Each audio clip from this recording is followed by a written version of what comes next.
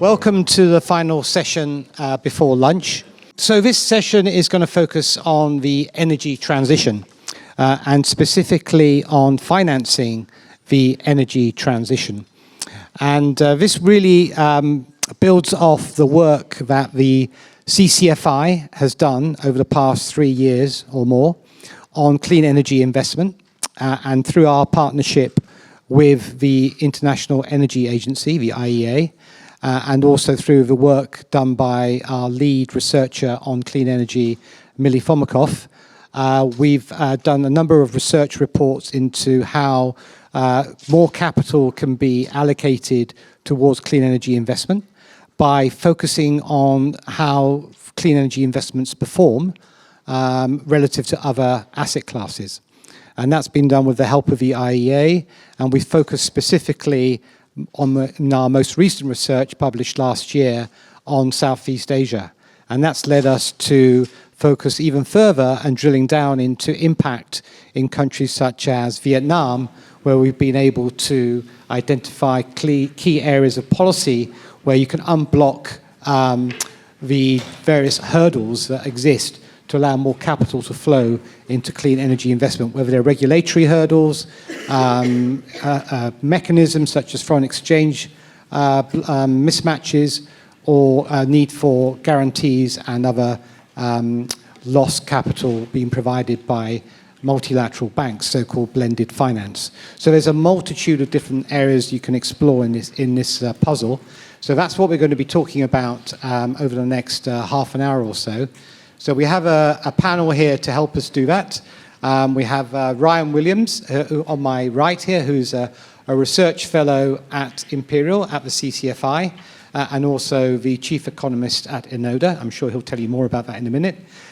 We also have Kyle Gray from the Crown Estate, who is the Energy Efficiency and Carbon Manager at the Crown Estate, replacing our previous headline speaker, Lame Ver, who unfortunately couldn't make it. She had a clash today, but she's very kindly found a very able replacement. Well, we'll judge that later with Kyle. So thank you, Kyle, for stepping in at the last moment. And last but not least, we have Kirsty Hamilton, who I've known for many years. Welcome, Kirsty. Kirsty is an associate fellow at Chatham House, where she specializes in clean energy investments, amongst other things.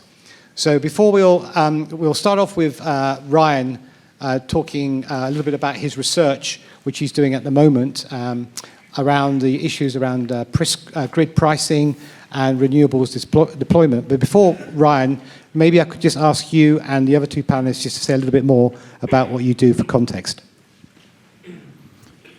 Thanks, Mike. Yeah, again, my name is Ryan. I have been here at Imperial since the spring as a research fellow. I'm also chief economist of ENODA, which is a grid tech company headquartered in Edinburgh. Thank you for that introduction, Mike. As I said, I'm replacing LeMay today. We work in the same team. I'm going to bring some of her international context, and I'll be bringing some of the domestic context based on my work at the Crown Estate. If you don't know us, we're an independent business that sits between public and private. We own, operate, lease real estate, rural lands, coastal assets, and seabed, and we return all of our net revenue profit to the Treasury. And we have a purpose that's closely aligned with the energy transition in terms of providing a lasting and shared prosperity for the nation. And I work really closely on setting our net zero targets and trajectory and enabling our climate finance. Thank you very much. Thanks, Mike, and other panelists. Kirsty Hamilton, as mentioned, I'm an associate fellow at Chatham House, but I'm on the panel, I think, because I started working 20 years ago at the intersect of policy and finance, so renewable energy policy development and the views of finance practitioners. So I was just starting, if you think back to 2003, 2004, you were starting to get mainstream financiers taking an interest in renewables, and they had a very different message about what they needed from government and policy from utilities at that time. And yet we're not interacting with policymakers, and policymakers weren't hearing from them. So I was definitely not an interlocutor, but I used the chance at Chatham House to bridge and bring in finance practitioners into policy debates, and that led on to working extensively on electricity market reform with the low carbon finance group, so CFD design, etc. And then most recently I've been looking at the pipes and wiring of investment in decision making in policy world, which is a whole nerdy extra layer. Thanks very much. I think what we'll do now is ask Ryan to just introduce some of his research. Over to you, Ryan. Yeah, thanks, Mike. And again, just to frame this is about finance. Financial risk is a big part of encouraging investment in this sector. That is captured on the cost of capital side of life, WACC, for my regulatory economists in the room. Most of this space is whether subsidy-driven or encouraged by governments in some way, that financial risk is very entwined with political risk in this space, as Kirsty highlighted. So I wanted to get into the fundamentals, the economics and physics of a really key political risk that we're seeing in this space. So what I have up here is a generic energy supply chain. My head of creative used to animate children's books, so if these colors offend you, I apologize, but she really likes pastels. So we have some various sources of generation, coal, wind, solar. You have gas, you have oil peakers, nuclear in some countries. Those get stepped up by the TSO in these high voltage pylons that crisscross the country. The systems operator sits in the middle. I'll talk about their role in a moment. And then the high voltage lines get stepped down to your street or neighborhood at the distribution level by these little distribution transformers that in the UK are around 500 kVA. The point that is crucial for the grid to work is that the frequency has to remain constant, either 50 or 60 hertz, depending on what side of the Atlantic you're on. And the systems operator is the Wizard of Oz in the middle that performs this magic trick to always keep the frequency at 50 or 60 hertz. And the way they do this is by ensuring that the generation always equals the demand or load, and that keeps the heartbeat happy and stable and keeps the grid from going into a blackout. So how does the ESO perform this magic trick? So I'm going to do, again, just a fictitious generic grid here. They start by tidying up all the generation assets in the economy from the least expensive to the most expensive. So nuclear is a reasonably good baseload in a lot of countries. I'm going to put wind and solar on top of that. I'll put gas generation on top of that, and some sort of really expensive peaker, a lot of times oil, on top of that. So now I'm the ESO. I'm very pleased with myself because I've organized and tidied all of my assets from the least to most expensive. And then my army of econometricians are going to do what's called a load forecast and guesstimate at how much demand I'm going to need 24 hours from now. To the ESO, this is called a generation stack and a load forecast. To an economist, this looks suspiciously like a supply curve and a demand curve. And if you've had microeconomics where those lines cross, I get a market clearing price. I set the day-ahead price at 140 pounds a megawatt hour, kick back, have a pint, and let the magic of the markets do their work for the next day. Now, you might imagine a couple things can go wrong. The first thing that can go wrong is I get my blue line incorrect, my load forecast. I forgot there was a big football match on, everybody races home, and they all turn their televisions on at the same time. But for whatever reason, my blue line shifts to the right. I have to, as the ESO, beg, borrow, and steal generation sources to come online and provide extra power, otherwise I get a blackout. I get a new market clearing price in this emergency auction, and that spread is what's known as balancing cost or ancillary services cost, depending on what country you're in. Not a new problem. It's been around for a long time. I would say with rooftop solar and Teslas and smart homes and all of these things, it's becoming a bit more of a challenge. Regardless of what you read on Reddit, the ESO cannot look into your home and see what you're doing. So these sources of home generation and home draw are making this a bit more of a challenge. Now, a reasonably new problem is I get the weather forecast wrong, and for whatever reason, the wind doesn't blow, or we live in the UK, the sun doesn't shine, and my entire generation stack is going to collapse to the left, and I get the same problem. This is becoming a very big issue. If you talk to ESOs, they complain that around 30 to 35% penetration of wind and solar, you start to see a lot of instability in the grid and a lot of balancing costs.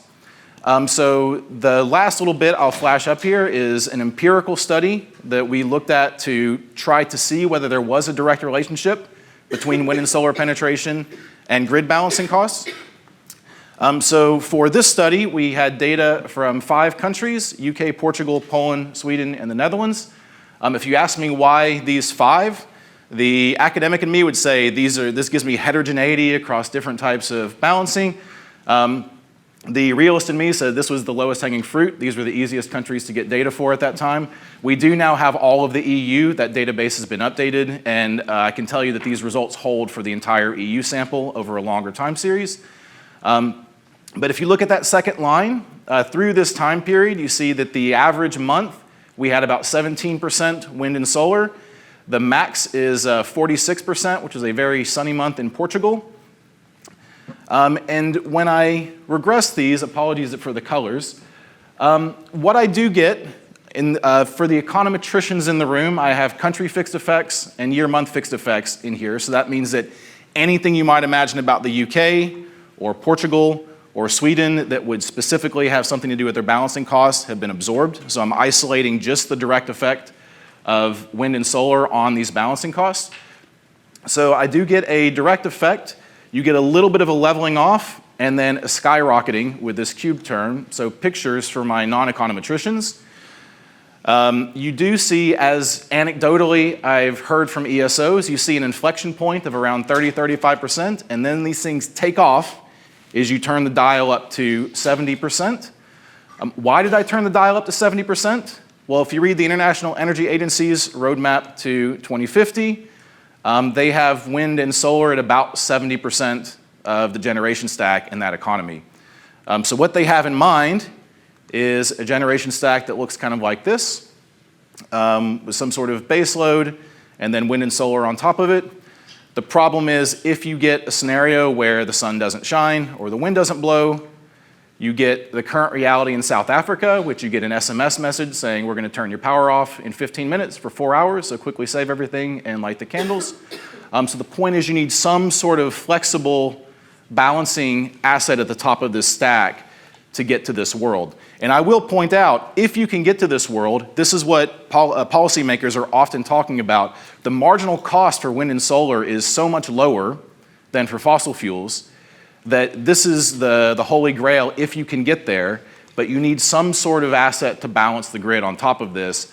Otherwise, you end up with this sort of world where you have network charges skyrocketing. And that was a slide that I showed at the very beginning. You're already seeing this. As wind and solar costs plummet and they make up a proportion of the grid, you've not seen this flow through to consumer bills, and a large part of that is that network charges are increasing as wind and solar go up. And so this sort of highlights a policy for a problem for policymakers and political risk, that if these network charges get too high, these projects just get abandoned. And you started to see some of these cracks with the Rio 2 dispute in the UK, which was the network price control several years ago.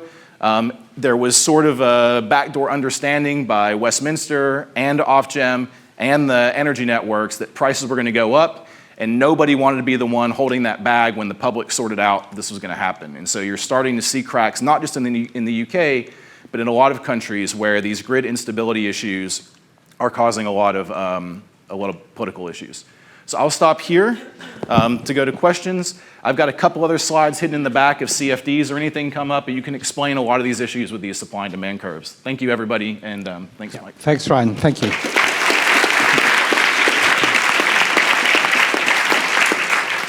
So just following up from Ryan's, the first question that we were going to ask the panel was really related to what are the biggest current and future challenges in financing the energy transition. And Ryan, you've just highlighted one of them, and that's about the balancing cost conundrum, if I can call it that. It's very good to identify the problem. What do you think could be a solution to this? Well, thank you. Actually, you've got one. I've got one, yeah. Obviously, regulators are aware of this problem. The way that Ofgem regulates the price control for the network space is by explicitly calculating what it thinks the cost of capital is for the networks, and then trying to set the tariff so that they exactly receive their required rate of return back. And there's some understanding that using historical data from academics in the room, they calculate a historical beta.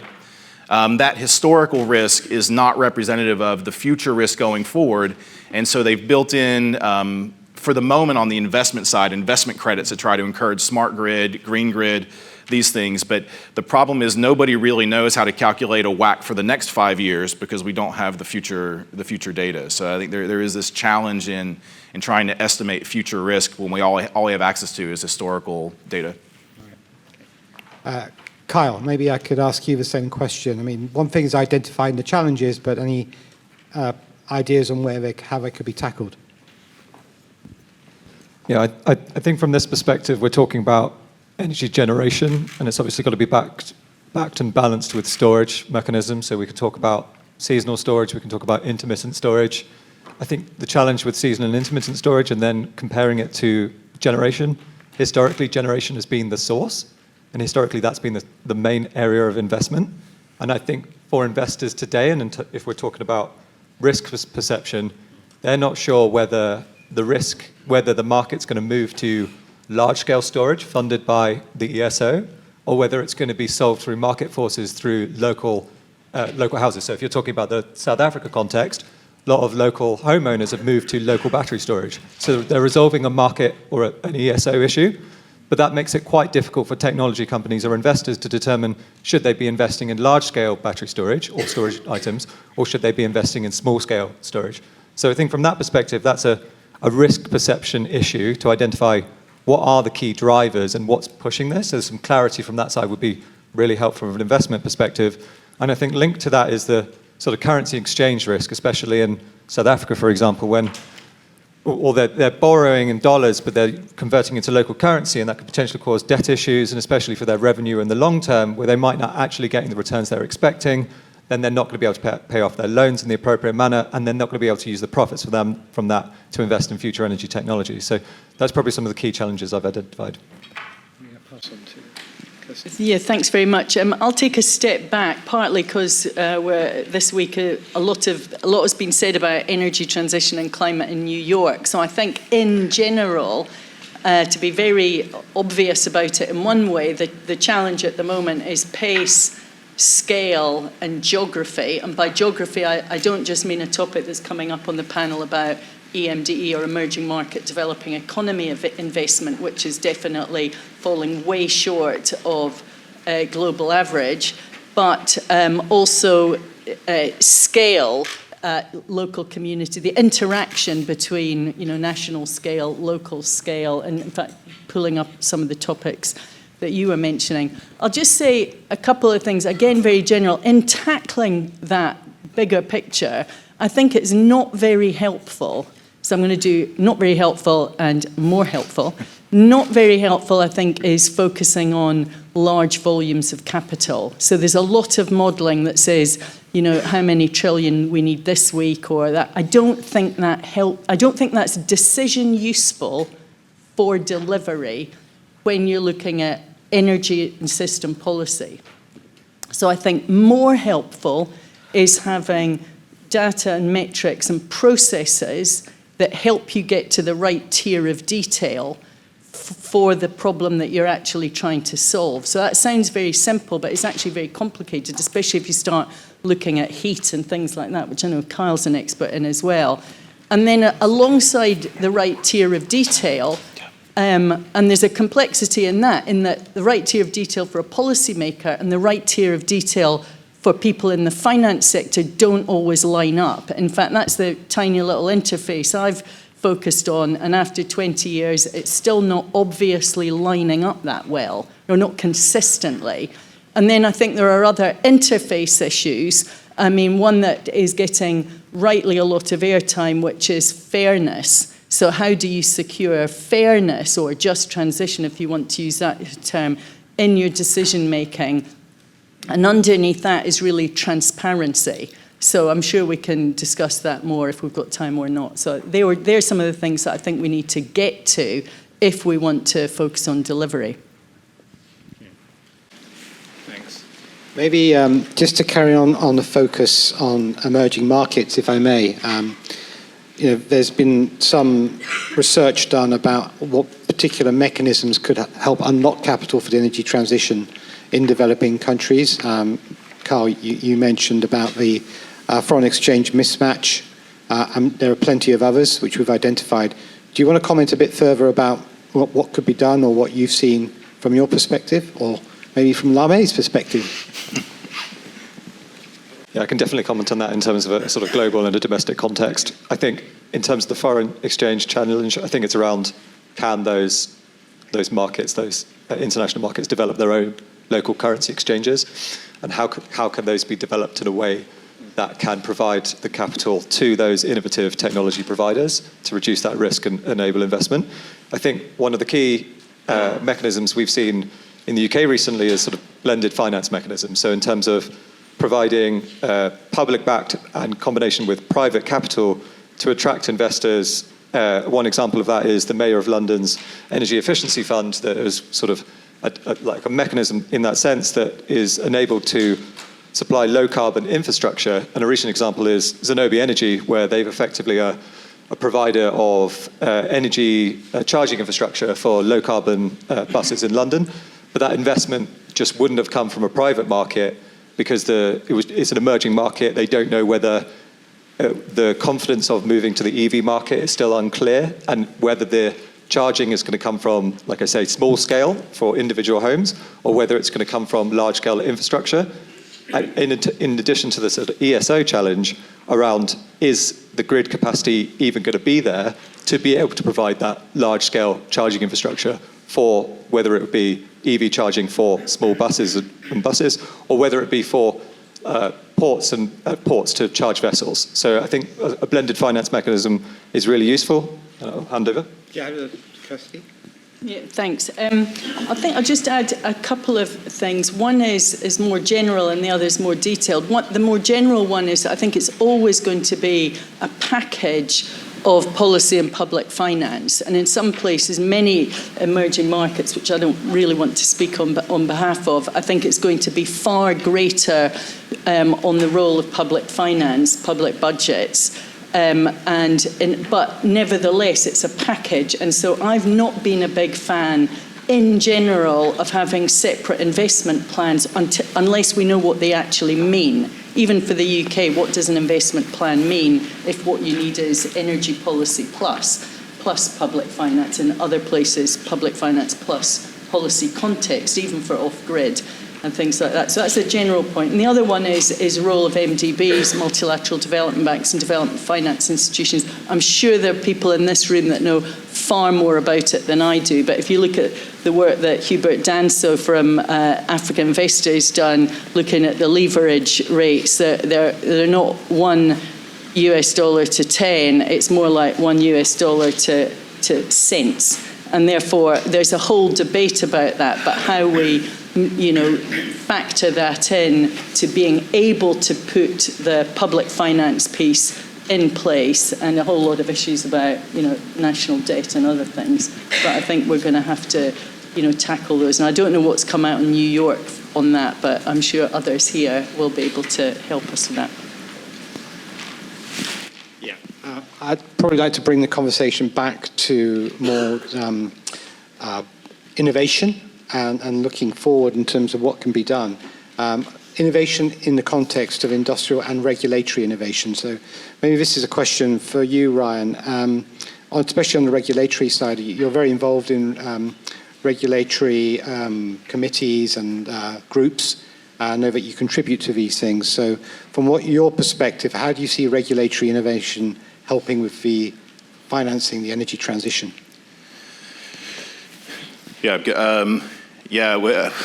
much time do we have? 2 minutes. Yeah, I think so.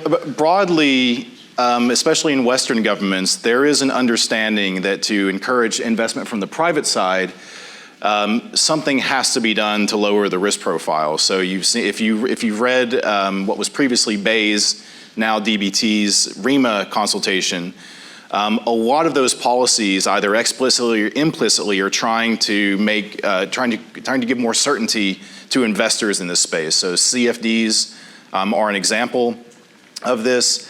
And so people are trying things, but the broader picture is how can we create more stable streams of cash flows, whether it's through long-term hedging contracts, which is what a CFD essentially is, or somehow reduce uncertainty on the WACC side. So and again, because these are such long-term projects, locking in those longer-term cash flows are really important to generate investment from the private sector.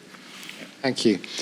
I'd like to open up to questions from the audience. We have several here. Ricky's got a mic, so you want to work your way up. Thank you. Hello, my name is Lucky. Sorry, is this working? It's working, Yep. yeah. Hi, I'm a project developer from Sri Lanka, the Global South. I'm happy to be here.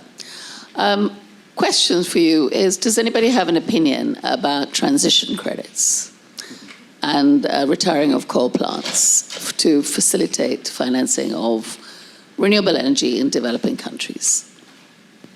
Question about transition credits. Anybody? If not, I'll try and take it.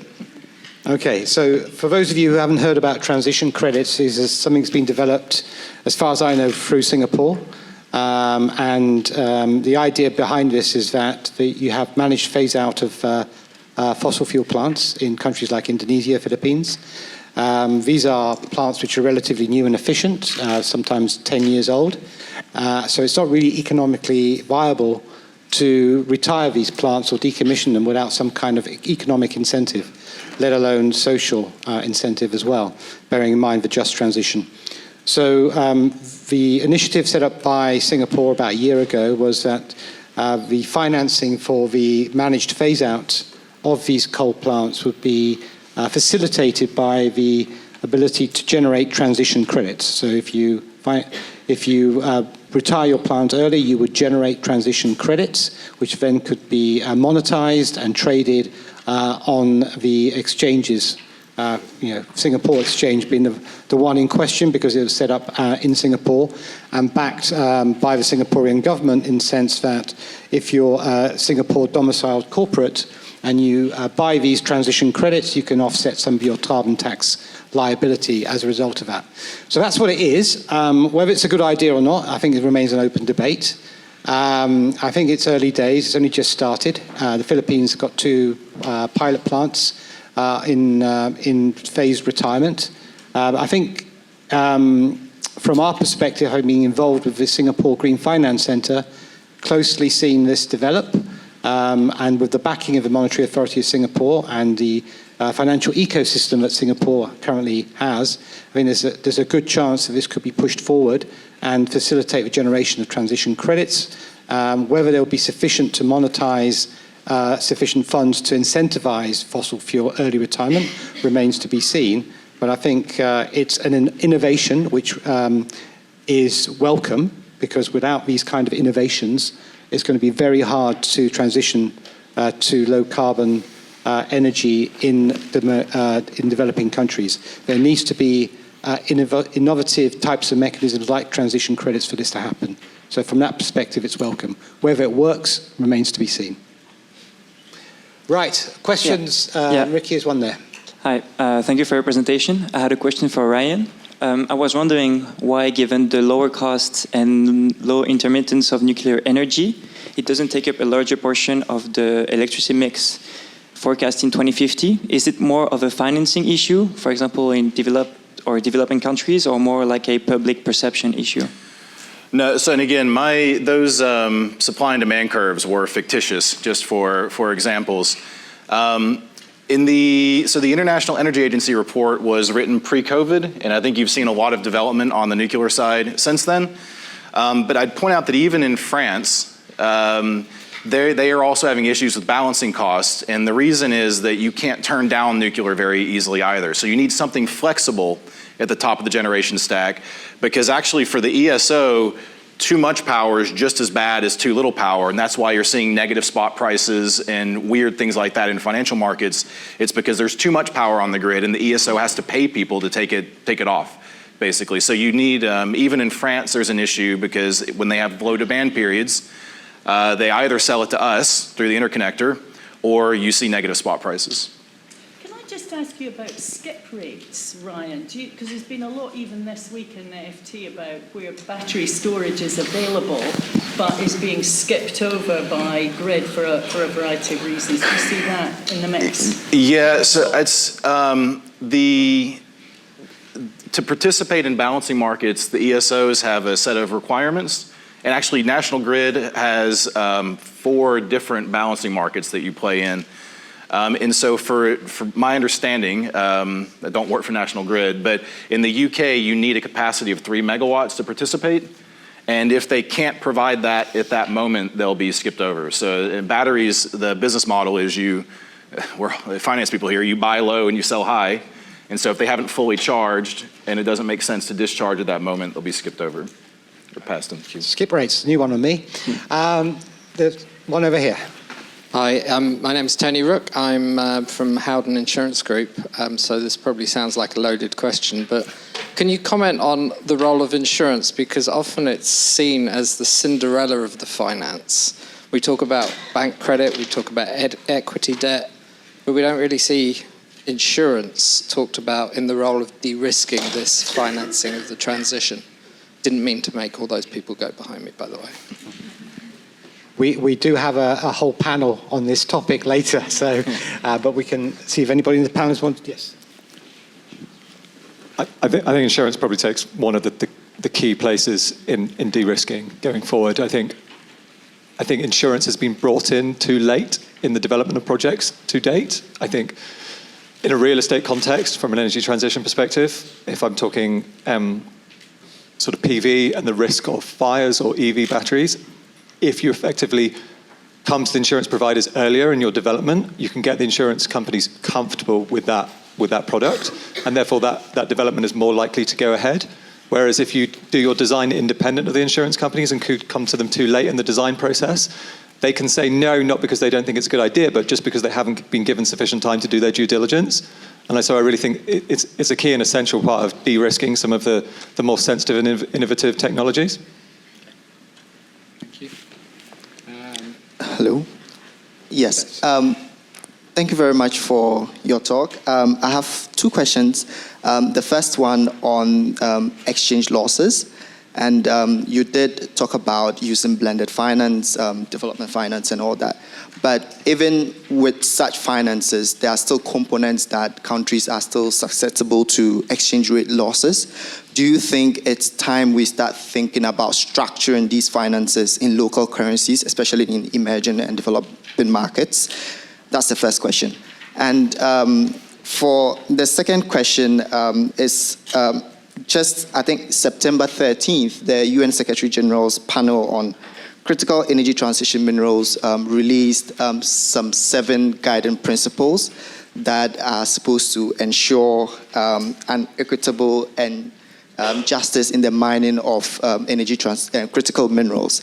But from experience, we have schemes like the Kimberley process or even mining guidelines from the International Council of Mining and Metals, but we still see some violations in these practices. Do you think in our focus of thinking about transition, we are neglecting some of the issues that enhances or entrench inequality within our societies? Right, thank you. Those 2 very good questions. I think Kyle's dying to answer the second one about mining. It's close to his heart. I'm going to simply answer your first question and just say yes. It is needed. There's no argument to that point. From a mining perspective, so I have a bachelor's degree in mining engineering from Camborne School of Mines, so not Royal School in Imperial, but the other end of the country. And I have a lot of experience in sort of gold mining in West Africa and the resource corridors that were developed from those gold mines. But the challenge around that was it was foreign investment coming in. They owned the roads, they owned the mines, and they brought the revenue out of the country, and the investment didn't stay in the country. So I think from sort of to your question, I think it's really important from a just transition perspective that when finance is provided to developing countries or any country, there's a mechanism put in place to ensure that the benefits of that technology and the benefits of that energy transition is provided to the local community and the people that it's within. I think from an energy transition perspective, we're talking about huge areas of the country having to be ripped up for transmission grids, from battery storage, and that potentially is going to displace people. So I think from a mining and infrastructure perspective, I think it's really, really important. And I think, to your point, I think maybe it has lost coverage, but we need to bring it back to the front. Hi, it's a great conversation. Thank you so much. I'm Kalyani and alumni of Imperial College Business School. I work with the carbon offsetting project developers in Global South. So I would just like to know generally your overall opinion. Where do you see the carbon offsetting in the energy transition? Where do you position that? Just one liner each. Thank you so much.